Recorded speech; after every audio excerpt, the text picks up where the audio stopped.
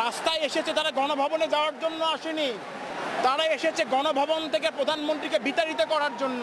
ফলে একদিকে আপনি গণভবনে ডাকবেন, আবার অন্যদিকে আপনি আন্দোলনকারীদের বুকে গুলি করবেন। এই যে দ্বিচারিতা, এই দ্বিচারিতা আমরা মানতে পারি না।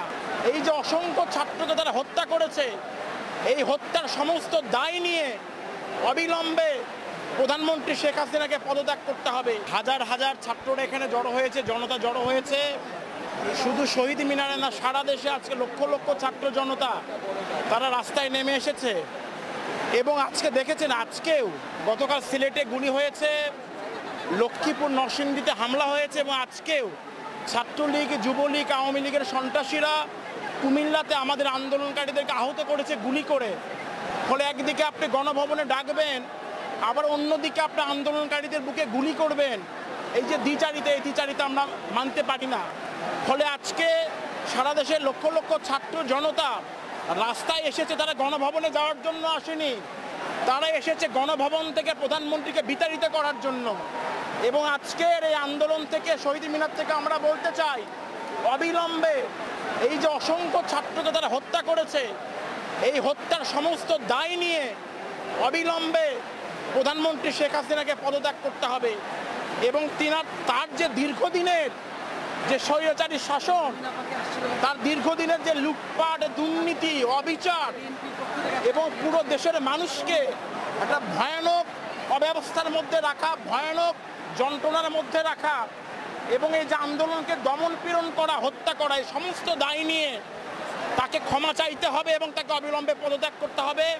ফলে আজকে সারা দেশের একটাই দাবি উঠেছে যে 1, 2, 3, 4 শেখ হাসিনা গদি ছাড়। ফলে গদি ছাড়ার দাবি নিয়ে আজকে আমরা শহীদ মিনারে এসেছি, এবং এই গদি ছাড়ার দাবি নিয়েই সারা দেশের লক্ষ লক্ষ ছাত্র জনতা আজকে রাস্তায়। আমরা যদি বহির্বিশ্বের দিকে দেখি, তারা যদি বহির্বিশ্বের এমপি মন্ত্রীদের দিকে আমরা যদি দেখি যে তারা যদি তাদের দায়িত্ব পালনে ব্যর্থ হয়, সেক্ষেত্রে তারা পদত্যাগ করে। কিন্তু আমরা এই একটি গণতান্ত্রিক দেশ বাংলাদেশ, স্বাধীন দেশ, সেখানে আমরা দেখি এত ছাত্র মারা গেল, কিন্তু কোনো এমপি মন্ত্রীদের কাছ থেকে আমরা এখন পর্যন্ত এই ধরনের কোনো বক্তব্য শুনি না এবং পদত্যাগ করছেন। আসলে এটা কেন? আসলে দেখুন, আসলে যারা এখন বাংলাদেশে মন্ত্রী, এমপি, এরা কোনো রকম জনগণের পক্ষের শক্তি না, এবং জনগণ তাদেরকে ভোট দিয়ে কাউকে নির্বাচিত করেনি। তারা জোর করে নিজেদেরকে নির্বাচিত বলে ঘোষণা করেছে, রাতের আধারে তারা ভোট করেছে।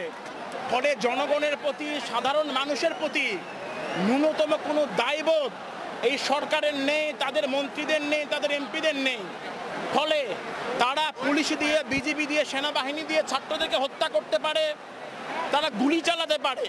কিন্তু আমরা দেখলাম যে তারা শুধুমাত্র অত্যাচারই করছে, অন্যায় করছে, কিন্তু পদত্যাগটা কিন্তু আমরা এখন পর্যন্ত কোনো মন্ত্রী, এমপি দেখতে পাচ্ছি। বরঞ্চ আমরা যেটা দেখছি, তারা বিমানে করে তারা দেশ ছেড়ে পালাচ্ছে। ফলে তারা দেশ থেকে বিতাড়িত হবে, তারা বিমানে করে পালাবে, এবং যারা পালাতে চাইবে না তাদেরকে আমাদের বিতাড়িত করতে হবে। এটাই হচ্ছে আমাদের লক্ষ্য, এবং এই কাজটা আমাদের করতে হবে। তারা যদি না ছাড়তে চায়, তারা ছাড়তে চাইলে খুব ভালো, কিন্তু যদি না ছাড়তে চায়, তাহলে আমাদের দায়িত্ব হচ্ছে তাদেরকে বিতাড়িত করা। এই হচ্ছে আমাদের টার্গেট। এমপি মন্ত্রীরা যখন বলছে যে কোটা সংস্কার হয়ে গেছে, তোমরা আন্দোলন থেকে সরে দাঁড়াও, ঠিক সেই মুহূর্তে আমরা দেখছি যে মুক্তিযোদ্ধা মন্ত্রী তিনি বলছেন যে তিনি আবারও মুক্তিযোদ্ধার নাতিপুতিদের জন্য প্রয়োজনে হাইকোর্টে যাবেন। তিনি কি আসলে এই বক্তব্যের মাধ্যমে ছাত্রদের মাঝে বা আগুনে ঘি ঢেলে দেওয়ার মতো অবস্থা করেছে? না, সরকার তো এটা বরাবরই করেছে। ছাত্রদের সাধারণ শান্তিপূর্ণ গণতান্ত্রিক দাবিকে যেভাবে প্রধানমন্ত্রী আন্দোলনকারীদের যেটা রাজাকারের নাতিপুতি বলে কটূক্তি করেছেন, এবং পরবর্তী সময় আমরা দেখেছি যে ছাত্রলীগ দিয়ে পুরো আন্দোলনকারীদের ওপর নির্মমভাবে হামলা করা হয়েছে, এবং আমরা দেখেছি যেটা শান্তিপূর্ণ আন্দোলনে পুলিশ সেখানে গুলি চালিয়েছে।